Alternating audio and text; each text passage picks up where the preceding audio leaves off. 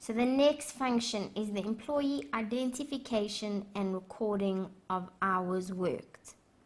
So there are 2 entry and exit points to the oil mill, and you can only get in there through the biometric device. So there's the first control.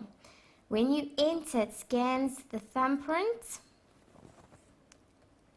That's the second control.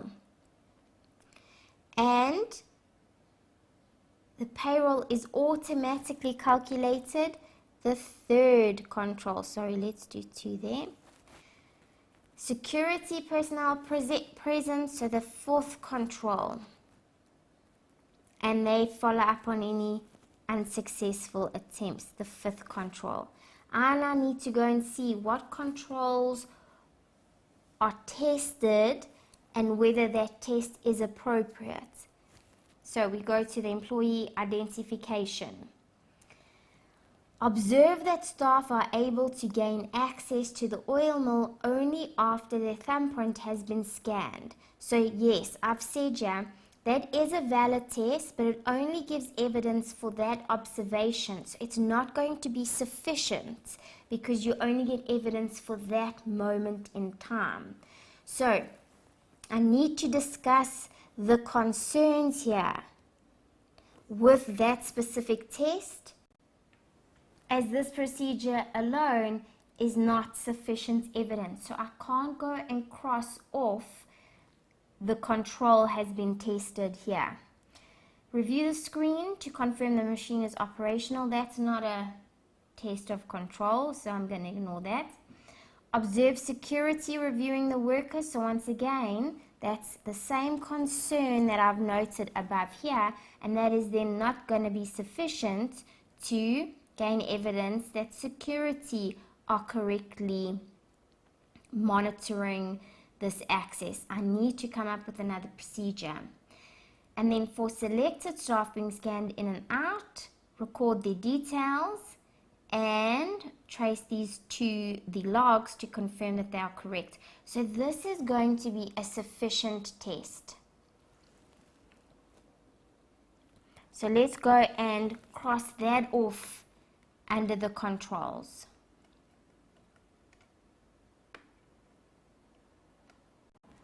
And that would be this test 3, that it is automatically calculated.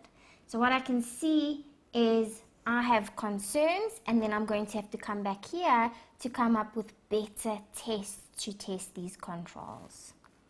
So I'm doing the employee identification and recording of hours. And once again, I'm going to have my concerns and additional procedures.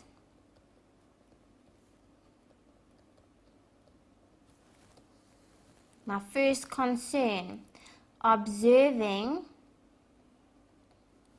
employees clocking in using the biometric system or scanner only provides evidence at this point in time, and therefore is not sufficient to conclude that the control is effective for the period, for the year. The same concern then with observing security staff.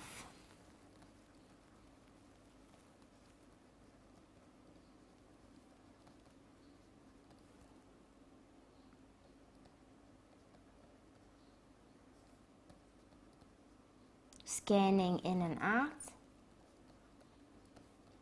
is insufficient evidence, as it only provides evidence for this point in time. So how could we fix this? I can say go and attempt to gain access by using the auditor's thumbprint on the scanner, and I should not be allowed. Because now I've used a fictitious employee, I've used the auditor, and I should not be able to gain access because I'm not an official employee. Observing the security, overlooking this, it is insufficient. It only gives me evidence for that period in time. Potentially what I need to do then is go and inspect unauthorized attempt in the form of exception reports,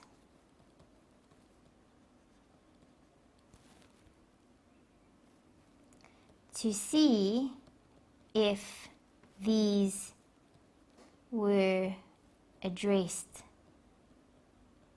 by security, appropriately addressed by security. Okay, was there a report from the security saying these people attempted to gain access? It never happened. So just looking at them doing their job is not enough. I need to go and see how do they respond if there is an unauthorized attempt. Looking at a log will help me to see when there were potential unauthorized attempts. Okay, and then by fixing up those two, I have then provided a control here for the biometric scanning device, and then the security looking or observing the process. So what I've got to still address is that staff are allocated to a specific entry or exit point by this biometric device. So I can get a employee who's allocated to entry and exit point 1 to try and get into entry and exit point 2, and they should not be allowed to, because their thumbprint should only allow them access to their specific area. So my third procedure here, I'm going to request an employee with access to entry exit point 1 to attempt to access exit point 2, and they should not be allowed. And obviously wherever I do a negative test, I should do a positive to see that an employee who has been assigned to entry and exit point 1 does get in to entry and exit point 1. But I'm not going to write all the positive as well as negatives because it's unlikely you're going to get those marks.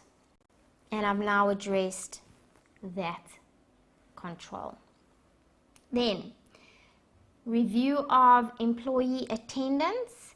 So the payroll produces a detailed log of all entry and exit activities, so there's a control. And they are reviewed by the manager or the foreman, so there's a second control. And he follows up on any unexplained activities. So I now go to the review tests that were done. Through inquiry, detail the process. So I've already said here, this is not a test of control, so I need to discuss this as a concern. And then inspect a sample of logs for evidence of review, so the authorization. So that control is addressed here.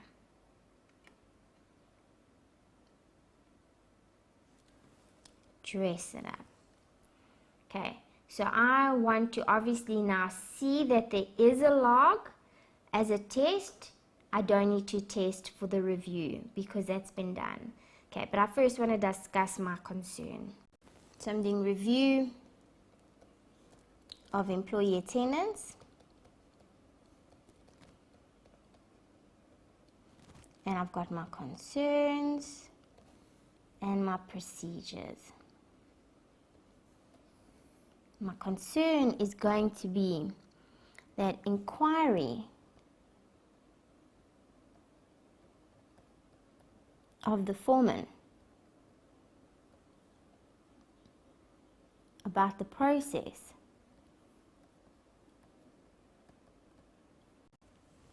he follows to review and investigate the logs is not a test of control, but rather a risk assessment procedure.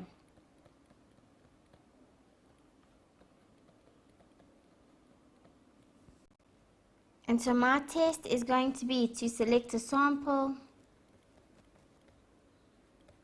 of logs with unexplained activities and inquire and inspect the results of the foreman's follow-up. So I've addressed my concern and authorization. If I quickly go back to the control, we've now gone and selected a sample of those logs, and the review has been done and tested the follow-up. Okay, the next thing, approval of hours worked. So we've got a schedule that is generated for the normal and overtime hours worked, and the foreman approves this. So there's the first control with regards to that schedule. It is reconciled to your usual hours in order to determine if there's anything high, overtime or not. So there's a recon control there. Overtime hours should be authorized, so there's an authorization control there. And that control is actually over here. It's authorized on the job card, the pre-approved permission. And then confirming is data for all employees, and that missing hours correspond to the entry and exit logs generated. So there's a fourth control here in the form of the recon.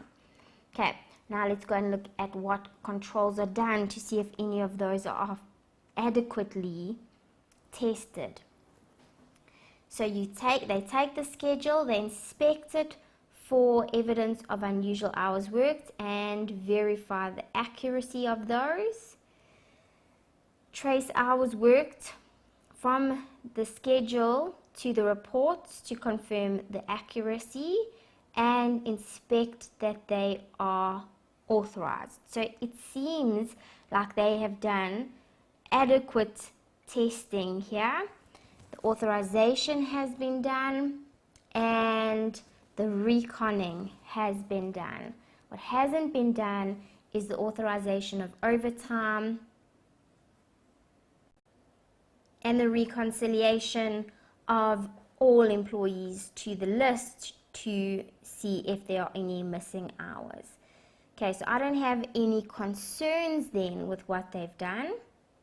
I need to now discuss the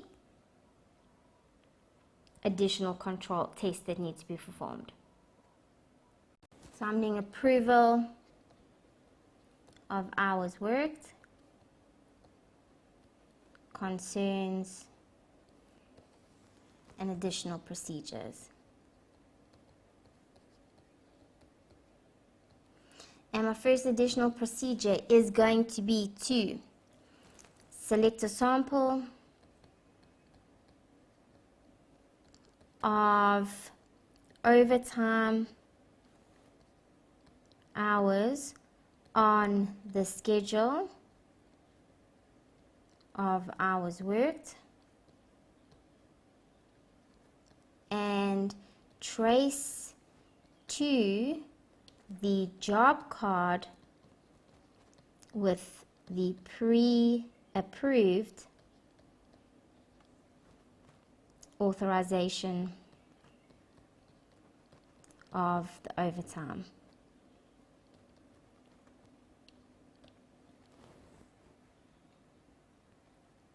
And then obtain the employee list from the master file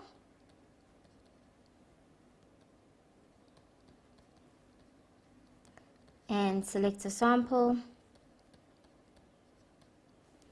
of hours worked schedules